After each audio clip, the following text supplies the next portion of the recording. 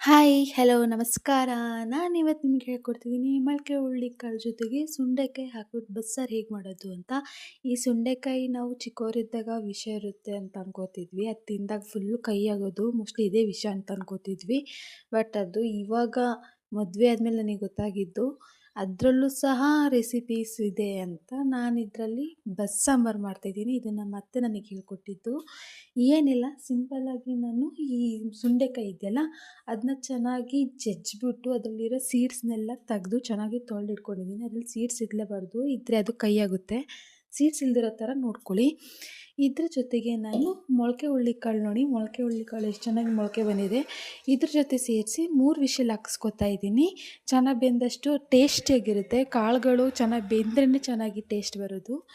ಇದನ್ನೀಗ 3 whistle ಹಾಕಿಸ್ಕೊಂಡ್ಮೇಲೆ ಇದ್ರ ಜೊತೆಗೇ ಬೇಯೋದಕ್ಕೆ tomato, ಈರುಳ್ಳಿ, ಬೆಳ್ಳುಳ್ಳಿ, ಮೆಣಸಿನ್ಕಾಯಿನೂ ಸಹ ಇದಕ್ಕೇ ಹಾಕ್ತಾಯಿದ್ದೀನಿ.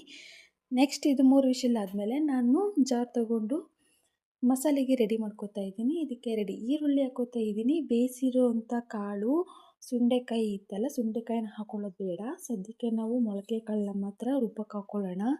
ಅದ್ರ ಜೊತೆಗೆ ಖಾರ ಪುಡಿ, ಸಾಂಬಾರು ಪುಡಿ, ಕಾಯಿ ತುರಿ, ಬೇಯಿಸಿರೋವಂಥ ಟೊಮೆಟೊ, ಈರುಳ್ಳಿ, ಬೆಳ್ಳುಳ್ಳಿ, ಮೆಣಸಿನ್ಕಾಯಿ ಹಾಕ್ಕೊಂಡು, ಜೀರಿಗೆ ಮತ್ತು ಸ್ವಲ್ಪ ಹುಣಸೆಹಣ್ಣ ಹಾಕ್ಕೊಂಡು ಗ್ರೈಂಡ್ ಮಾಡ್ಕೊತಾ ಇದ್ದೀನಿ. ಇದನ್ನೆಲ್ಲ ಮಾಡಿ ಸೈಡ್ ಇಟ್ಕೊಂಡ್ಮೇಲೆ ಒಗ್ಗರಣೆ ಹಾಕೋಣ. ಒಗ್ಗರಣೆಗೆ ಎಣ್ಣೆ, ಸಾಸಿವೆ, ಕರಿಬೇವು, ಬೆಳ್ಳುಳ್ಳಿ, ಈರುಳ್ಳಿ ಮತ್ತು ಸ್ವಲ್ಪ ಹಿಂಗನ್ನ ಹಾಕೋತಾ ಇದ್ದೀನಿ. ಇಷ್ಟನ್ನು ಹಾಕ್ಕೊಂಡು ಒಗ್ಗರಣೆ ಕೊಟ್ಕೊಂಡ್ಮೇಲೆ ಈ ರುಬ್ಬಿರೋವಂಥ ಮಸಾಲೆನ ಹಾಕಿ ಚೆನ್ನಾಗಿ ಕುದಿಸ್ಬೇಕು. ಕುದಿ ಬರೋ ಟೈಮಲ್ಲಿ ಉಪ್ಪನ್ನ ಹಾಕ್ಬಿಟ್ಟು ಸ್ವಲ್ಪ ಕುದಿಸ್ಕೊಂಡ್ರೆ ಸಾಂಬಾರು ರೆಡಿ ಆಯಿತು. ಈಗ ನಾನು ಬೇಯಿಸಿರೋಂಥ ಸುಂಡೆಕಾಯಿ ಮತ್ತು ಮೊಳಕೆ ಹುರುಳಿಕಾಳನ್ನ ಒಗ್ಗರಣೆ ಹಾಕೋತಾ ಇದ್ದೀನಿ. ಒಗ್ಗರಣೆಗೆ ಎಣ್ಣೆ, ಸಾಸಿವೆ, ಬೆಳ್ಳುಳ್ಳಿ, ಈರುಳ್ಳಿ, ಕರಿಬೇವು ಸೊಪ್ಪು, ಕಾಯಿ ತುರಿನ ಹಾಕಿ ಮತ್ತು ಸ್ವಲ್ಪ ಖಾರ ಪುಡಿ ಆದರೆ ಹಾಕ್ಕೊಳ್ಳಿ, ಇಲ್ಲ ಮೆಣಸಿನ್ಕಾಯಿನಾದರೂ ಹಾಕ್ಕೊಂಡು ಸ್ವಲ್ಪ ಖಾರ ಆಗಿರಲಿ ಅಂದ್ಬಿಟ್ಟು ಇಷ್ಟನ್ನು ಹಾಕ್ಬಿಟ್ಟು ಒಗ್ಗರಣೆಗೆ ಕೊಟ್ಕೋತಾ ಇದ್ದೀನಿ. ಈಗ ಅದೆಲ್ಲ ಸುಂದಮೇಲೆ ಮೊಳಕೆ ಹುರುಳಿಕಾಳು ಮತ್ತು ಸುಂಡೆಕಾಯಿನ ಹಾಕ್ಬಿಟ್ಟು ಚೆನ್ನಾಗಿ ಒಗ್ಗರಣೆ ಮಾಡಿಕೊಂಡ್ರೆ ರೆಡಿ ಆಯಿತು ಸುಂಡೆಕಾಯಿ ಬಸ್ಸಾರು ಜೊತೆಗೆ ಸುಂಡೆಕಾಯಿ ಪಲ್ಯ.